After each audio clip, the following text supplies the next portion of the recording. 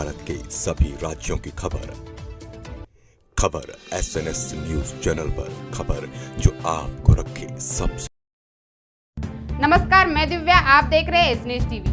भंडारा जिला अंतर्गत मोहाड़ी तहसील स्थित आरोग्यवर्धिनी केंद्र बेटाड़ा गांव में डॉक्टरों के न रहने के वजह से एक महिला की आज सुबह 8:30 बजे के दरमियान हुई मौत। मृतक महिला की पहचान पार्वतीबाई राउत के रूप में हुई है, जिससे डॉक्टरों को लेकर ग्रामीणों में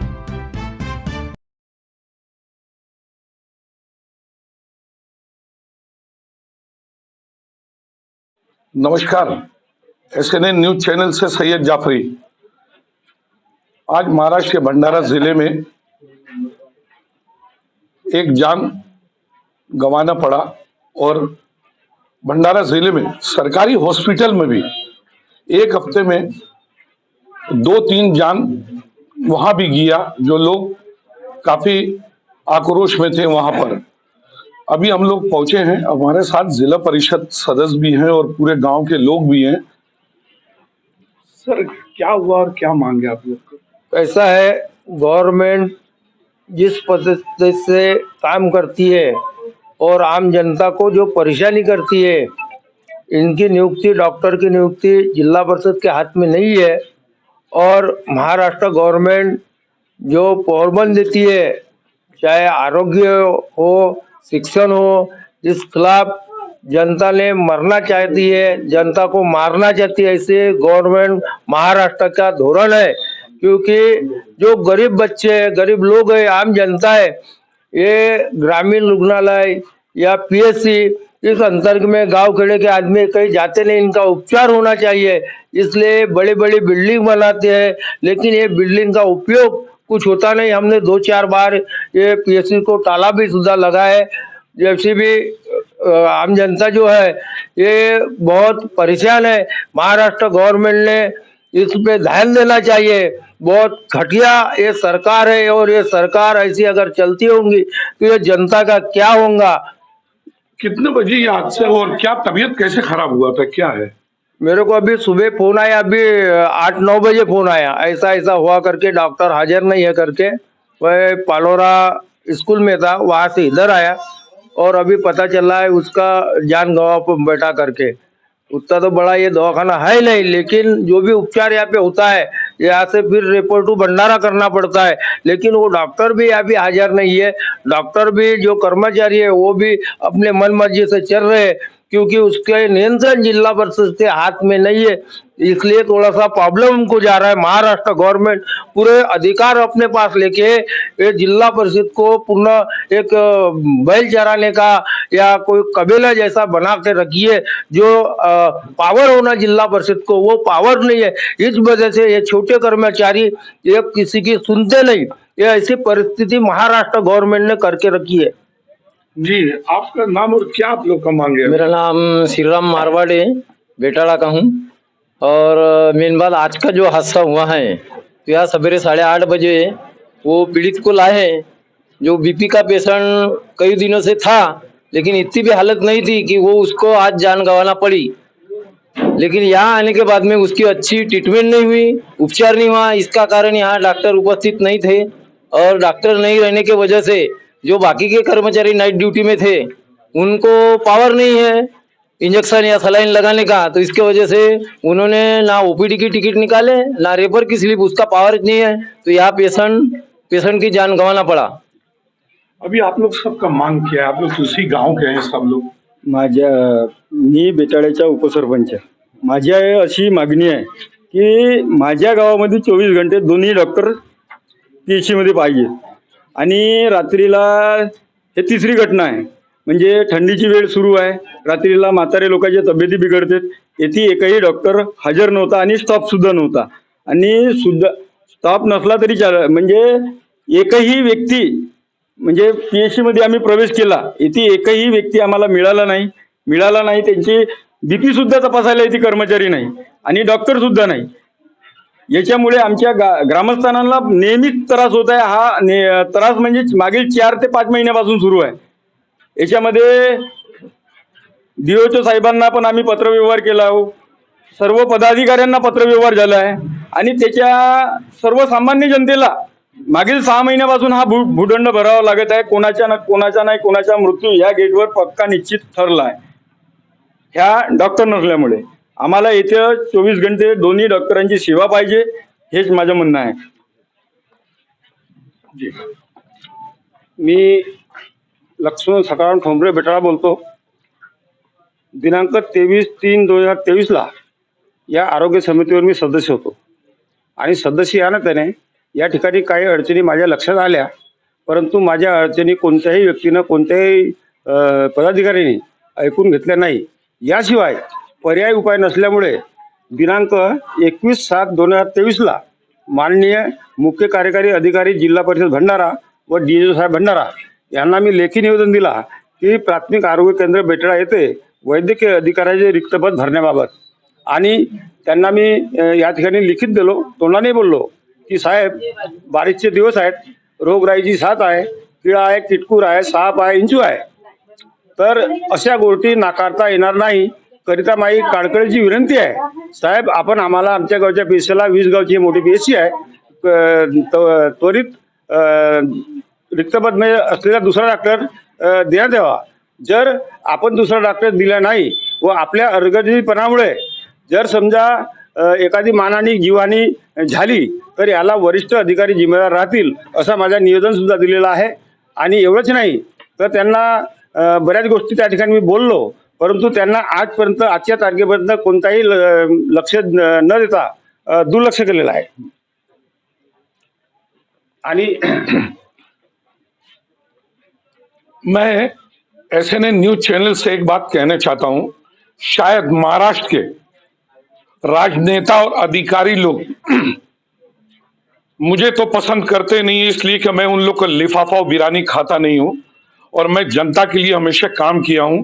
और मैं एक बात बोलना चाहता हूं महाराष्ट्र के मुख्यमंत्री और डिप्टी CM को और यहाँ के विधायक नरेंद्र भुंडेकर से लेकर राजू कारे मोरे और सुनील मेंढे तक, अभी भी समय है, आप लोग जाग जाओ. यही जनता सरकार बनाते और सरकार गिराते हैं. आज देश अगर टिका हुआ तो यही गांव के लोग से ही टिका हुआ, यही किसान लोग से. और यही गांव के लोग को डॉक्टर नहीं मिलता है चेकअप के लिए. अगर रात को तबीयत खराब हुआ तो डॉक्टर आते नहीं है. ये मेड इन इंडिया यही है क्या प्रधानमंत्री के ख्वाब? कुछ लोग इसीलिए मुझे पसंद नहीं करते कि मैं सच्चाई लगाता हूं ना. माता जी का जान जाना पड़ा क्योंकि डॉक्टर नदारत है और अभी तक यहां पर कोई डॉक्टर नहीं है. और एक अफसोस की बात है कि इतना होने के बाद अभी तक पुलिस प्रशासन भी यहां पहुंचा नहीं है. क्या भंडारा जिले को डिप्टी CM और CM और यहाँ के खासदार आमदार लावारी छोड़ा है क्या? और मैं महाराष्ट्र गवर्नमेंट से मांग करता हूं अपने चैनल को के थ्रू से कि इसमें एक जांच बैठाइए, जो जो डॉक्टर दोषी है उसको जेल में डालिए और जो माता जी का बेगुनाह जान गया है उनके परिवार को भी मुआवजा मिलना चाहिए. और यहाँ के जो उप सरपंच है इन्होंने बहुत अच्छा बात बोला है कि यहाँ पर कोई भी डॉक्टर नहीं है. रात को अगर कोई माँ बहन का तबीयत खराब होता है तो कोई यहाँ पर रहते नहीं है. क्या यहाँ के राजनेता लोग सिर्फ भंडारा जिले में बोर्ड लेके और तमाशा देखते हैं और सिर्फ रेती तस्करी, मैग्नीज तस्करी, सट्टा, जुआ इसी में विवश है क्या? यहाँ सरकार है कि नहीं है, गवर्नमेंट है कि नहीं है, पुलिस प्रशासन है कि नहीं है, वही मुझे समझ में नहीं आता है. और मैं कंटिन्यू आप लोग के खुलासा करूंगा और न मैं आप लोग से डरता हूं और न मैं आप लोग को वो ऊपर से डरता हूं. मैं जनता के लिए हमेशा काम किया और काम करूंगा ही. मैं आपसे एक लास्ट क्वेश्चन पूछना चाह रहा हूं. आप जो बातें बोले हैं चैनल में, आज तक कोई ऐसा नेता नहीं बोला और मुझे बहुत आपका बात पसंद आया. अभी सुबह से रात से लेकर अभी तक कोई डॉक्टर आया है क्या? अभी आया, अभी बात फोन करने के बाद आया. और उसके पहले मैं पुलिस स्टेशन में भी गया इनके तकरार देने के लिए. तो पुलिस स्टेशन ने बोला कि इनके DO चौकी और डॉक्टर की तकरार नहीं लिखते हम, तुम्हारे को जाना है तुम उसके विभाग में जाओ और उसकी तकरार करो. कौन? मोहाड़ी पुलिस स्टेशन में मैं गया सुबह ये घटना होने के बाद. किनसे मिले थे आप? वहाँ अपने साहब से बोला PI. हाँ, थानेदार साहब से बोला मैं कि तो साहब ऐसी ऐसी घटना हमारे गांव में हो रही है और ये अभी से नहीं हो रहे, 1-2 महीने से यही बात चल रहा है कि डॉक्टर नहीं रहता और डॉक्टर की वजह से जनता को परेशानी होती है। और गांव का सरपंच इस नाते से मेरे को रात में 3 बजे से हम ये काम कर रहे हैं और 1-2 महीने से हम सरपंच और बाडी लेके पूरे हमने लेटर दिए, कार्रवाई किए, तो वो बोलते कि हो जाएगा। जिला परिषद सभापति रमेश जी पारदी जी को भी पत्र लिखे, हमारे जिला परिषद सदस्य जो नरेश भाऊ है उनको भी किए, उन्होंने भी कोशिश किए हमारे पीएचसी के लिए, और भंडारा में डीओचओ साहब को भी लेटर लिखे।